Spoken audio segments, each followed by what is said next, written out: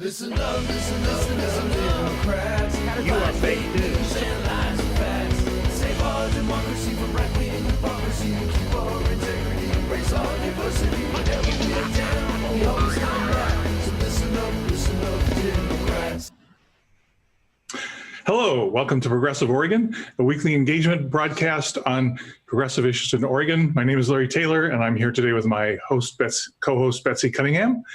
If you would like to ask questions during the show, go to the Uphill Media channel on YouTube and type in your questions into the chat window, and Betsy will relay them to us, and we will do our best to answer them. Our guest today is Albert Lee, who's a Democratic candidate running for Congress, representing Oregon's 3rd Congressional District. Welcome, Albert. Thank you so much for joining us today. Great, thank you. Happy Mother's Day. I want to say Happy Mother's Day to my wife and my mama and my Miss Mary, who's my second mom, Omoni, Imo, and my sister, and to all the mothers and mother figures out there. Happy Mother's Day. You're so gracious. So before we delve into the interview, we'll just like to show you some maps to frame what Congressional District 3 is, because it's quite different than the other parts of Oregon. So the 3rd Congressional District basically represents Multnomah County. You can see in the upper right-hand corner where it is. The overall square is basically the state of Oregon, and it's small because the congressional districts are proportioned out on population, and the population in Multnomah County is very dense. So that results in a very small district. And then on the lower right, you can see how it relates to the other districts. We have the 2nd Congressional District over in Eastern Oregon, which is 2/3 of the state. And then to the west of the 3rd District is the 1st Congressional District, where I'm at. It's got a very interesting shape encompassing the northwest corner of the state. And then we have the 5th Congressional District just to the south. You can see from the larger picture that it has a sort of a finger that goes up the Columbia River, but it does miss Lake Oswego and part of Portland, which is in the 5th Congressional District. And then there's a part of the Portland, which is in the 1st Congressional District, leaving, in general, the eastern part of Portland in the 2nd Congressional District or 3rd Congressional District and down into Clackamas. Very interesting district because it is very progressive. You show the next slide. What this shows is the political affiliation of the residents of the 3rd Congressional District. The column on the far left represents the Democrats. And if you can see the color bars, the blue bar are the Democrats in Multnomah County, and the green bar on the top are the Democrats in Clackamas County. The next column is the non-affiliated voters, which is the next largest emerging group. The next column to that, the 3rd column over, is the Republicans, which is like 1/5 the size of the number of Democrats, and explains why the Republicans have such difficulty getting any kind of a toehold in Multnomah County at this point in time. And then to the right are the rest of the political parties, all of the sort of third tier, second tier parties. The Independent Party is the next largest, and the rest are just has very, very small population. So even though much of the people in the 2nd column that are non-affiliated should be part of the Democratic Party, they have chosen not to do so. So Albert, how does it feel to be running for a district that is basically Portlandia?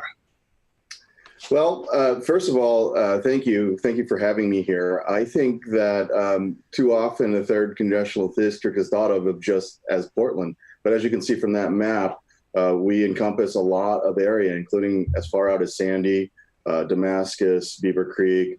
There are a lot of areas that are part of this district that, quite frankly, don't hear from our representative. Generally speaking, a lot of our district doesn't hear from our representative. But when you were talking about the 3rd District in general, yeah, it's compact. It's got the highest population. It's one of the most progressive districts in all of the country. And I believe that it is a district that ought to have certainly a progressive representative. You have a great background. Could you give us a sort of the helicopter view of where you come from and your experiences and what is basically driving you to do what you're doing? Sure. I don't know. Do you want me to go in reverse order? I can give you a little bit about my professional background, and then tell you about. Well, let me start off this Mother's Day. Let me start off with that. I'm a family man, a husband, a father to a 5-year-old daughter.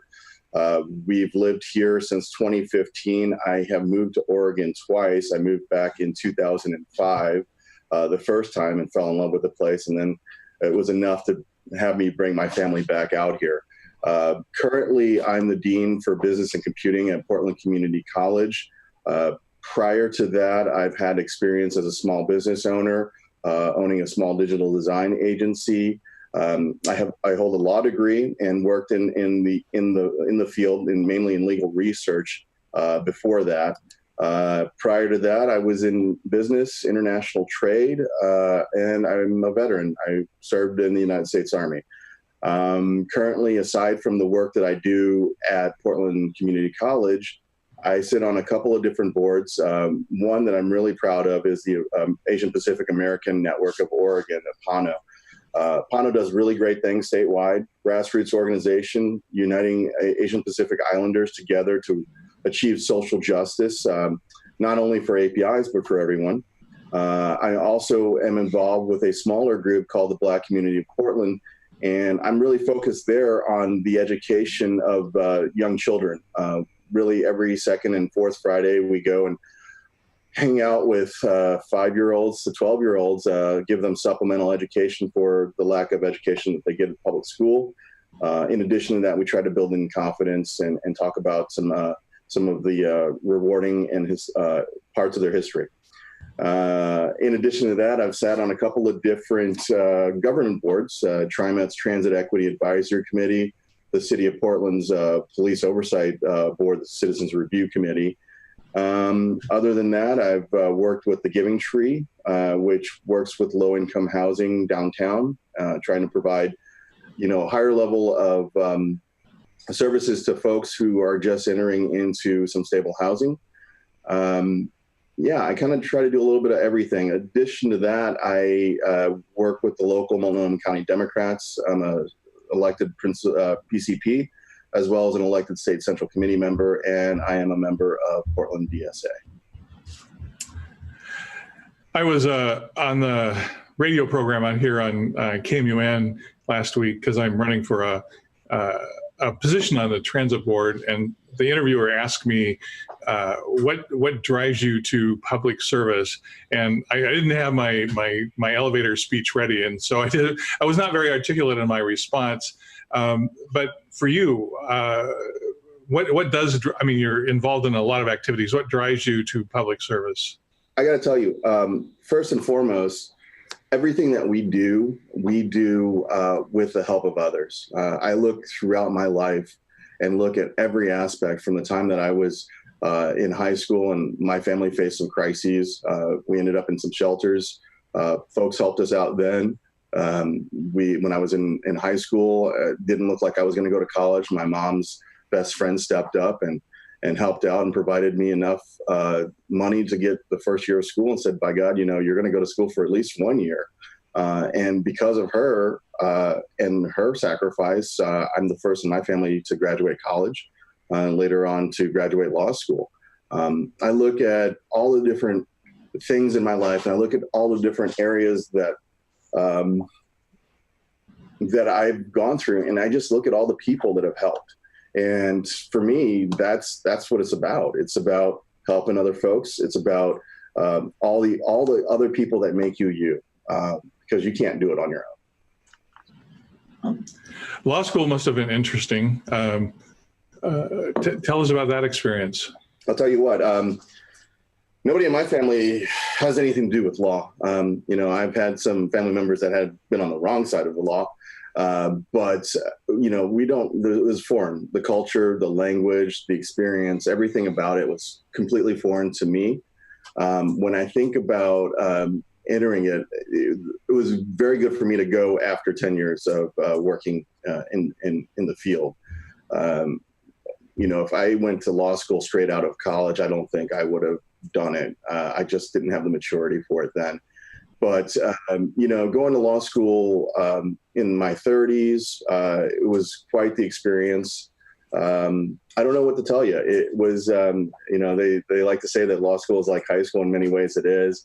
But at the same time, there is, it opens your eyes to how a lot of things work. And one of the unfortunate and cynical things that I found was that, money does a lot. If you've got the money, you can have a lot of things in your favor. And one of the more interesting things of your educational background was the time you spent at Oxford. Tell us about that and what you studied there. Sure. So I went to law school, started in 2008, which was the worst year to start law school. It was a recession year. 10,000 lawyers lost their jobs in October of that year. And so I faced in 2009 a very tight job market when it came to first year law school students. Not being able to find a job, I took a look at another route, and that was to go and get some more education. And so I took a look at a program that George Washington University had in conjunction with Oxford in international human rights law, which was very specific, near and dear to my heart. In my undergrad years, I studied international relations and had this global perspective in general. It was my first time in the UK. It was a beautiful country. I got to meet practitioners from around the world, lawyers that had worked down in Rwanda, in Sri Lanka, in the middle of, war zones and dealing with a lot of different crises, and to listen to their experiences and to see how the rule of law works around the world was fascinating. It was quite the experience, and I was humbled by it.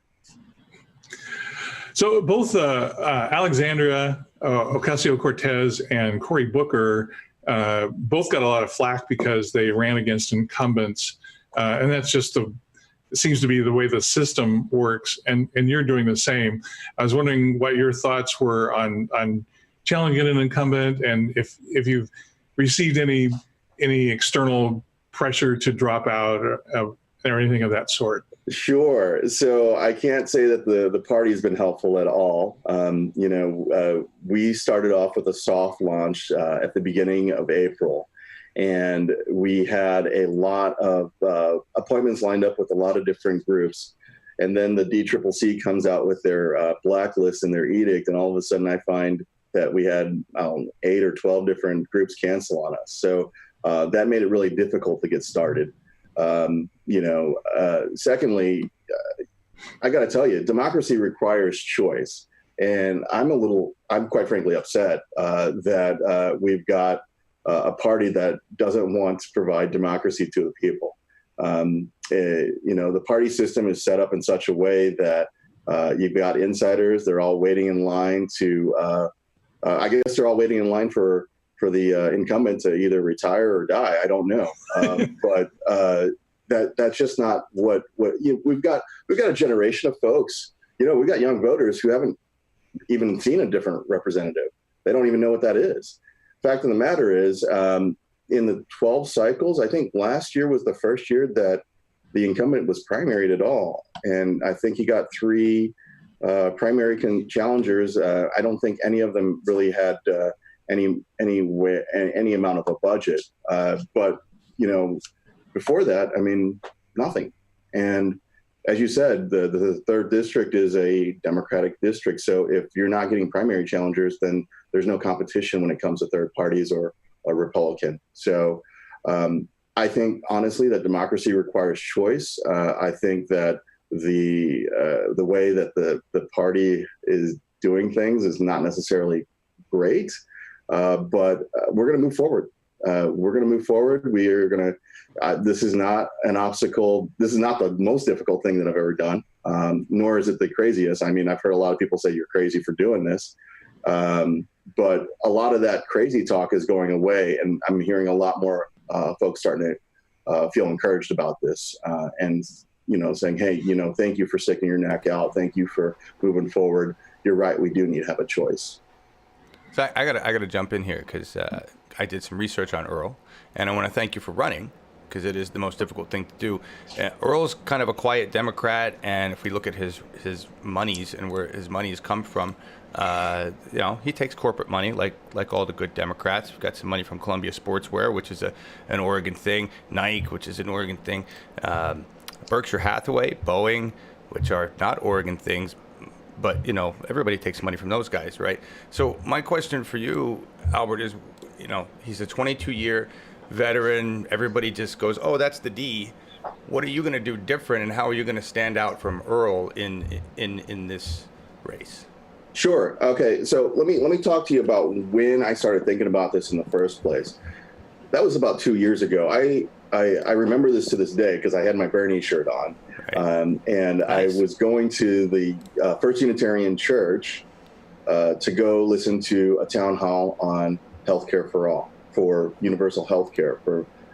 I forgot how they framed it, but Earl was going to be there and he was going to talk about it. Right. And so I was really excited. I wanted to hear what he had to say about it, as did a ton of other people. And we all sat in that church, and question after question was about universal health care. Question after question was about Medicare for all. And every single time, Earl deflected the question. Really? Until the end. And this is what he said at the end. He said, he eventually said, we need to shore up the Affordable Care Act. We need to do incremental steps, blah, blah, blah. And then this is the thing that I remember. Healthcare for all, maybe in 20 years. Really? He said that? He said that. Holy and God. What translation to me was healthcare for all, maybe when I die, or maybe when I die.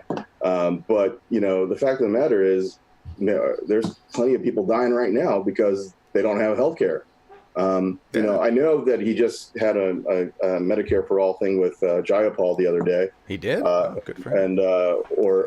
I think it was the other day, or maybe it's about to happen.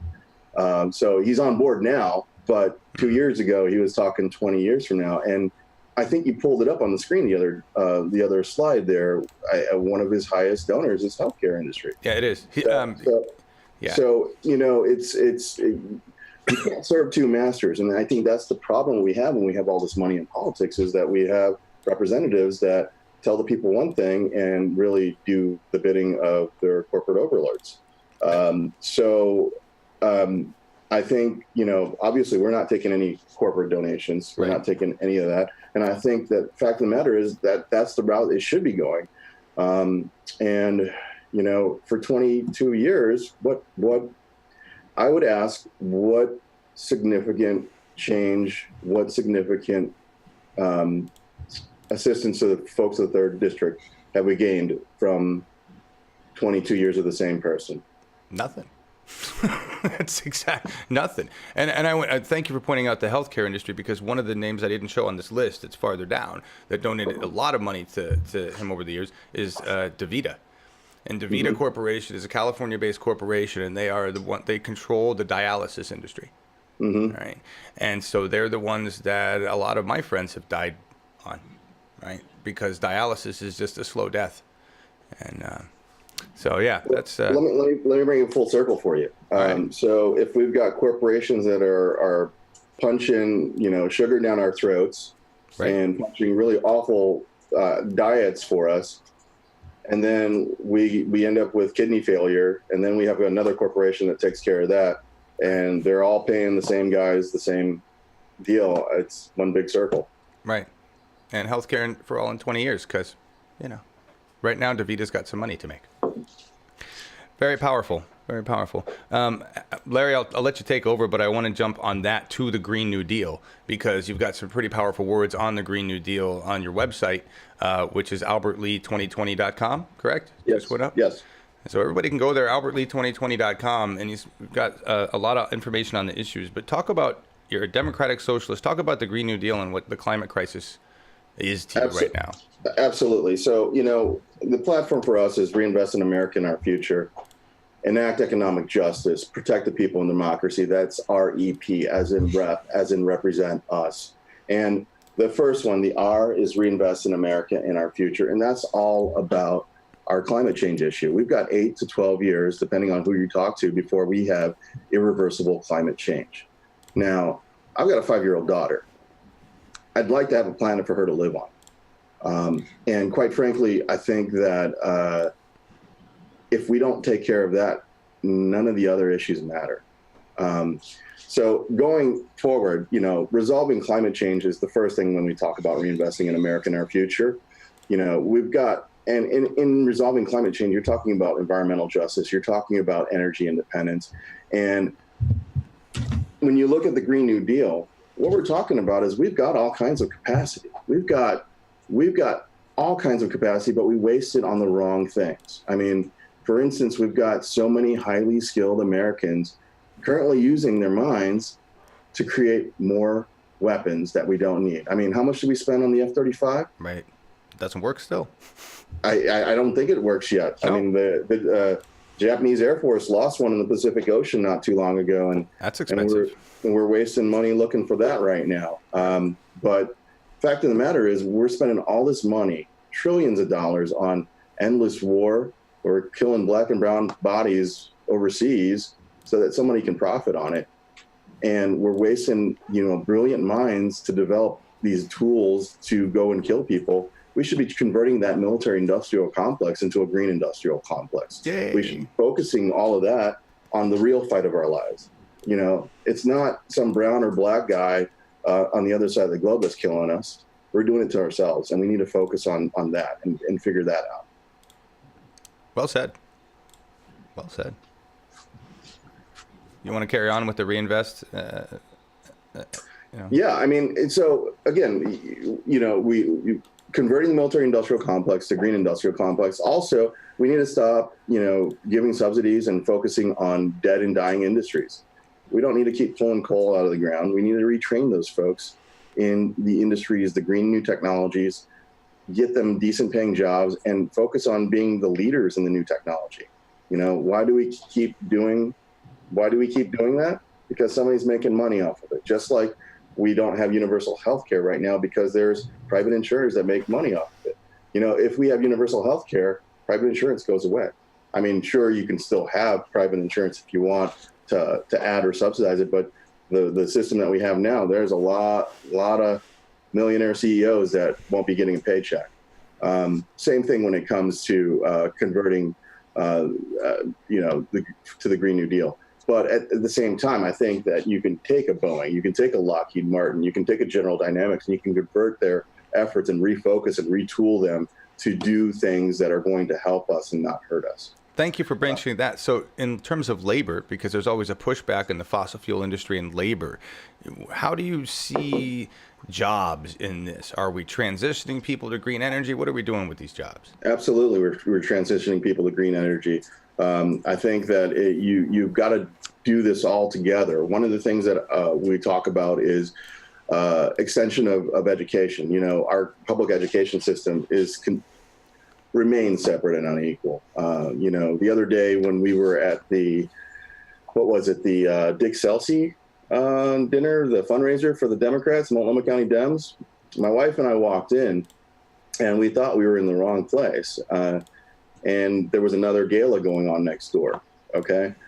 That gala was for a public school, a public elementary school up in the West Hills. And that night, I think the Dick Because Celsey... they need it. Well, here's the deal. That Dick Celsey dinner raised, I think, about $30,000. That single elementary school raised 10 times as much. Wow. Now, 2/3 of it they get to keep. From what I talked to a PPS person while we were there, because I was kind of disgusted by the whole thing. Yeah. They get to keep 2/3 of it, and then they'll sprinkle the other third to the rest of the district. So in effect, you have a school that's going to have way beyond what they need up in the West Hills, while the rest of the schools in the same school district are going to go without. Wow. So where was I going with that? I was talking about how we currently have a separate and unequal school system as it is. We need to fix that, but we also need to extend education to the first 2 years of college. I think we need debt-free college. and at free trade school. So take your pick, either go the community college route or go to trade school route, because we're losing a lot of plumbers, electricians, and folks that are making decent, good union jobs that are going unfilled because we're all focused on the four-year schools, and that's not necessarily the route we should be going. I think that we can direct folks to getting a decent education, a decent trade without incurring all the debt. I mean, hell, I still have a lot of school debt. So getting back to healthcare, which is an issue that comes up no matter where you go in the state, is there a plan that you've seen so far that you are willing to get behind? Yeah, I mean, the plan that started all the plans, right? I mean, the one that Crazy Bernie was talking about, Medicare for all. 4 years ago, that was crazy talk, right? Right. But that is the plan. All the other ones, we go back to that incremental thing. The folks that want to do multi-payer systems, the folks that they're trying to serve two masters. They're trying to serve private insurance on the one hand, and they're trying to say that they're cool with the regular folks. Fact of the matter is, if you want to do this and you do it right, you do a single payer Medicare for all type style. Absolutely. So it looks like the key to that is taking over the Senate, so we could actually get a bill through the Senate that was passed in the House. Yeah, I'm surprised that the Democrats haven't been focusing on attacking McConnell's seat, attacking vulnerable Republican seats in the Senate. Everyone's focused on the presidency. I got a question for both of you. Can we do the same thing at the state level? I mean, do we have to wait for the federal level? Can we just enact it at the state level? It seems like we're kind of headed that way anyway, now that we have a supermajority, although our Republican senators run away when it comes to a vote. But can we do that here? I don't know. I've been less enthused about the supermajority from day one. Yeah. I had high hopes for the supermajority, and we've got really excellent representatives out there like Senator Manning.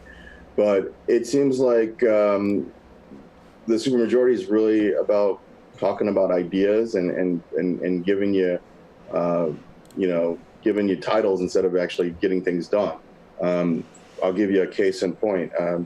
The cap and trade bill.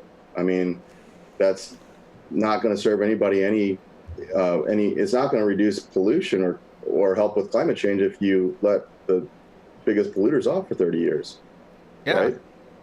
That doesn't make any sense. And then, rent control, they wanted to talk about how awesome that was. But when you look at the fine details, really, who's getting the rent control? Yeah, very true. And people like Peter DeFazio, Rebel DeFazio, are the ones pushing cap and trade. And he's got a big sway in transportation. He's the ranking member of the transportation industry. If he really was about the environment, why isn't he pushing green transportation, right? It's the same kind of joke. We don't really have good Democrats, it seems. And that's kind of my point. And that's when I talk about getting money out of politics. If you really want to affect change, you're going to have to get different folks in there. And you can't just continue to send the same millionaires back to Congress. I'm just a regular guy. Mark Gamba is just a regular guy. We're regular folks. First of all, the wealthy and the millionaires, they don't have a monopoly on ideas, let alone good ideas.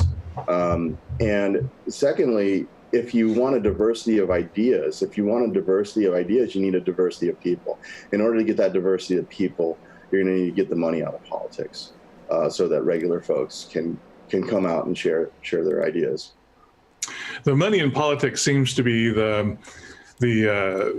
fuel of the sausage factory. And as in the past couple of years, I've watched the process of bills becoming law more closely, and there seems to be this point between the introduction of an idea and when it actually arrives in the legislature, where everyone has their way with the concept, and there seems to be a lot of input from the industry and from businesers and special interests. From the industry, they're writing the bills. That too. Yeah. So how do we stop this? Other than getting money out of it, how do we get leadership who stands up and says, no, this is not the way it's going to be done? You get folks to go in and call them out. I mean, here's the deal. The legislature is supposed to be a deliberative body, is it not? You're supposed to have open conversations, debate the ideas on an open floor, but that never happens, right? Because we've got industry that comes out and they create the bill, and the representative or the senator doesn't even read it, submits it forward. And they only submit it forward when they have the numbers. We need to get back to a point where we're actually having the deliberative body actually deliberate. That's great to hear. And so you will take that with you when you're elected to Congress. Absolutely. I mean, you got to. If you don't know where your representatives stand, how can you vote for them? Yes, that's the $1 million question. Trust. So I'm going to interject with a few questions that have come up during Sure. the conversation. Wonderful. Oslo Fava a while back was asking about, are you getting any support from DCCC? I think you kind of answered that, but have you reached out to them support, and if they don't support you, why? What's your opinion? No, they're not supporting anyone that's primarying a sitting Democrat. And that's just a fact of the matter. They don't want the competition. They don't want to have anyone inject any new ideas, because it's not about democracy for the party or the DCCC, should I say. It's about maintaining control. Right. And then he also asked, Albert, if the 2020 cycle goes for the establishment again, and since we have only a few years to mitigate the climate crisis, what do you suggest we do as a disenfranchised public? Huge question. It's a huge question, and that's one of the things that we're going to be trying to do this whole year. I mean, we've got until next May to convince people to actually let them hear the story and say, hey, we need to help AOC. We need to help Ayanna Pressley. We need to help Ilhan. We need to help all these strong women that got in last cycle to affect the change that we need. Right. If we continue to send the same folks in, you're going to get the same thing. Any more, Betsy? I guess not. Betsy ran away. Any other topics that you'd like to mention today, Albert? Oh, we've got plenty of topics. I mean, you can take your pick. For me, it's we've gone through and thought about a lot of things, and I think that a lot of things are interrelated. But the bottom line is, if you want to have any of these things fixed, we've got to get millionaires out of Congress. Number one, we've got to get regular folks in there who have faced struggles, who know the struggle that regular folks face, and to go in there and to change things up and to change things. We got one, or we got several in the last cycle. I was just watching the other night. Was it Knock Down the House, where they were following AOC and the other 4 candidates around? Yeah. And that's the thing, there's got to be some folks that are going to have the intestinal fortitude to stand up and to call things out. And then we've got to have the courage to vote for them. We've got to have the courage to say, hey, you know what? This thing that we've been doing forever, it hasn't been working. Maybe we should try something else. Sorry, I'm going to interject. There's a few more questions. I put myself on mute because my cat was asking questions. So, Schulte 100 says, as an artist, I wondered what the painting behind you is in the window is all about. Oh, yeah. So thank you. That's actually Christian Northeast is the artist. And the title of that is What Searchable Speech Will Do to You. Will recording every spoken word help or hurt us? So let me step away from it, and you can probably search for it yourself. But it was a print that my wife got for me a while back. She knows that I love a lot of color, and the whole concept and the idea were pretty fascinating. It's thought-provoking. It talks about just this whole age of losing all of your privacy. Okay, and Dennis from Germany has a question. Would you support a public bank to give loans to people who want to start a business like a worker co-op, etc., which would give more power to people, the power to empower themselves? Absolutely, without a doubt, 100%. And I do believe that there's a group here at Portland Forward that's working on trying to figure out either a state bank or a city bank along those lines. Let me see. Okay. There's another question from Schultze 100. How do you feel about reparations for the Black community, and would that extend to Native Americans too? Yeah, I think that there have been a lot of folks that have been affected throughout our history. Horrible things have happened to many different groups. I mean, when we look at Executive Order, what was it, 9066, with Japanese internment, I think it was they have been one of the few that have gotten anything in the form of reparations. And I don't think that the reparations that the Japanese received were sufficient. But yeah, I do believe strongly that there should be reparations for folks that have been affected. I mean, when we talk about slavery, we're not just talking about slavery, but we're talking about the structural and systemic racism that affects people to this day. You talk about populations. I read an article the other day when they were talking about Black neighborhoods on average, or the housing is undervalued by $48,000 a piece, and that all of that stuff affects folks. And I think that that's something that we should definitely take a look at and see how we can make that happen. I think I got everyone's questions. Where do you get your news? The Salt Laker wants to know where you get your news. Sure. I tend to listen to public radio for the most part. And then, I read a variety of different news outlets, everything from The Guardian UK, Economist. I do get into the tabloid stuff also, like CNN. I check out Fox News every once in a while as well. Tabloid, I love it. The fact of the matter is, there's not a whole lot in the way of journalism out there, but you have to kind of look and see what other folks are reading and hearing as well. That's a great statement there, just to call them tabloid. And mainstream media has done a horrible disservice to Americans for generations, lying and denying about climate change.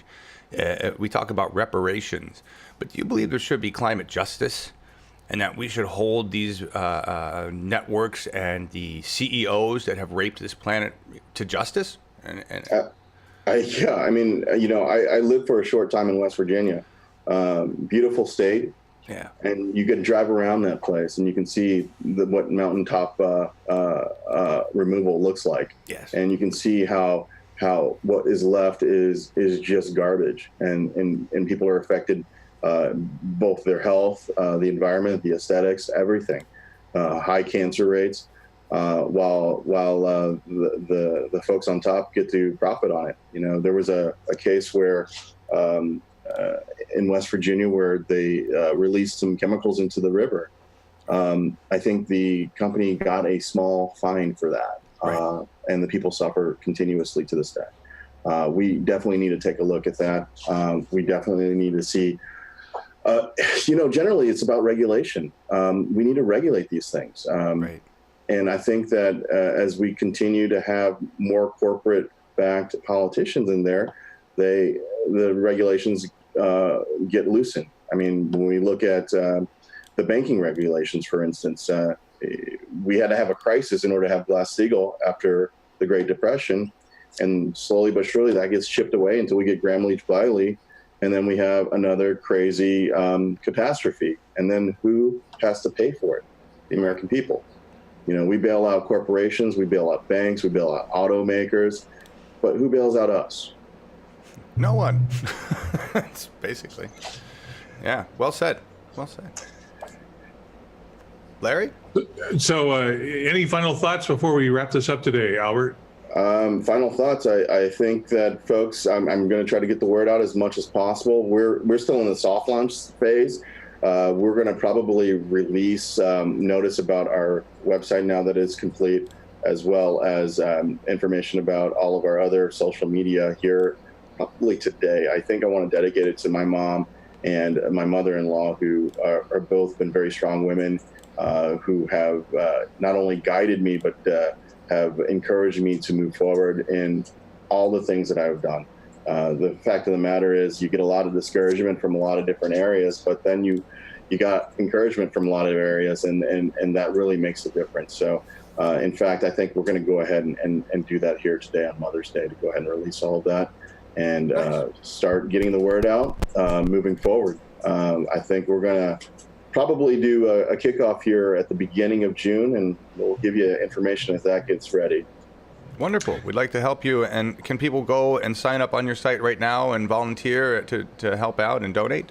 Absolutely. There's a donate button as well as a volunteer button on the website. We're looking for both, obviously. We are looking to run this as a grassroots campaign. Obviously, we're not going to be able to compete toe-to-toe when it comes dollar to dollar, and we don't want to because we're not taking any corporate money. But we do want to hear the people's voices, people's dollars we'd like, and the people to volunteer. Yeah, I think there's a lot of small donations out there that just have not been finding candidates to support that you could scoop up and put to good use. Thank you. Well, thank you so much for joining us on Mother's Day. You're a very exciting candidate, and yes, we want to do everything we can to help you be successful. Thank you for coming and giving us your time. I appreciate it, and thank you guys both, and Betsy, to you as well. Happy Mother's Day to all. See you. Bye-bye. Bye. You can, and you don't have to stay around. Larry's got to talk about other stuff, but you can just take off. Have a good day. Okay, thank you. Just a couple announcements as we wrap up today. So if you would like to learn about Robert's Rules of Order, as Albert was saying, we are a country based on rules, and if we don't follow the rules, all we have left is shooting each other with guns. So the website, advancementofdemocracy.org, has a number of videos for you to watch, including one about recalls and removals, which is how we get rid of leaders who don't represent us. We have a show coming up later this month. We'll be doing the launch very soon, called parliamentarytalk.org. I will be joining some of my friends who are knowledgeable about parliamentary procedure and democracy, and what we intend to do is answer your questions about what do you do when you walk into a meeting and you find out that they're using the rules against you, and we will help you solve those problems. Very interestingly, based on the email I'd sent out earlier, someone accused me of weaponizing rules, and so my response was, I think I'm not the one weaponizing these. I think the rules have been weaponized against us, and this is the only tool that we have for fighting back. So, our biggest problem is that people are unfamiliar with these processes of democracy, and so what we want to do is educate everyone so you can go into these meetings and understand what's going on and how you can push back and hold your ground against people who know how to maneuver around you. Oregon for Bernie. Oh, go ahead, John. No, I got nothing. You're on a flow. Okay. Hit it. OregonforBernie.org is where you go to find out what's going on around the state. We have 60 leaders that are working together in every corner of the state. The next big event coming up is June 1st. Later today, the link for the June 1st organizing will be on OregonforBernie.org, and you'll be able to go out there and check in and find out what's going on and how you can participate. So go to OregonforBernie.org.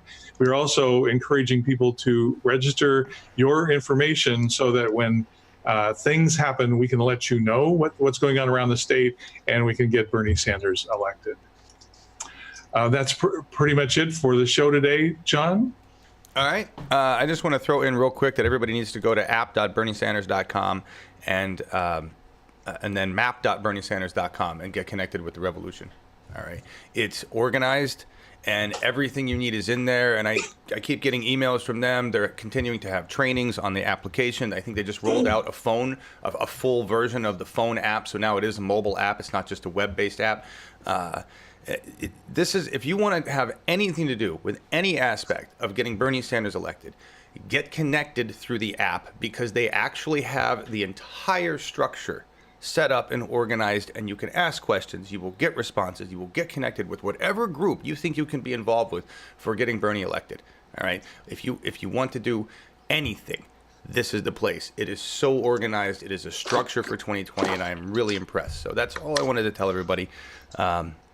Larry, do you want to cover the stuff about advancement of democracy, or do you want me to just go to song? Just a final word about Bernie Sanders. It's becoming more and more clear to me that if we are to get universal health care in the form that we want, or any of these other big changes, there's really only one candidate to get behind, and we have to ignore what the media is doing to his campaign and really get together as the people of America and get him elected, so we can make some of these foundational changes that we need so desperately. There you go. Thank you, Larry. And lastly, I'm going to be the one to say donate. Thank you to everybody that has been donating. We've actually seen money come through. It's been nice to be able to pay off some of the debt that we've incurred personally while running this supposedly nonprofit. It actually just runs negative all the time. But you got, without you, and I mean a very small select group of people that keep this place running. And you'll be receiving an email from us as soon as I can organize that small group into one list. And just thank you. If you're tired of donating $5 here and $7 here to keep Uphill Media running, then share our content and ask your friends to donate, because we can do more and we can help more people like Albert Lee and Mark Gamba if we can bring in more people and we can maintain our infrastructure. And that's exactly what we're doing right now. So thank you. You make Uphill Media possible, and Uphill Media has value to the revolution, and that's because of you. So we're going to get out of here with this was mentioned. We talked about the knock down the house, and they ended that show with the song "This Land Is Your Land" by Sharon Jones and the Dap Kings. And that piece was actually what we used for the end of the Progressive California show back when Laura Livengood was doing that for the 2018 midterms. And I thought it would be perfect to end with now. So Sharon Jones and Dap King, "This Land Is Your Land." Let's help Albert Lee and all of the progressives remove some dusty old incumbents that have nothing to do for us.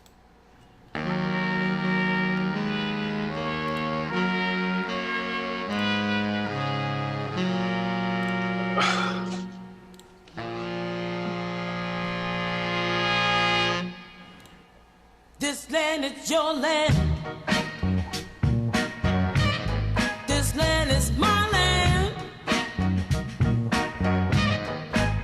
From California, well, to the New York Island. From the Redwood Forest to the Gulf Stream waters. I tell you, this land was made for you and me. As I went walking down that ribbon of a highway, I saw above me all that endless skyway. Now I saw below me that golden valley, and I said, this land was made for you and me. As I was walking, now they tried to stop me. They put up a sign that said, oh, it said private property. Well, on the backside, you know, it said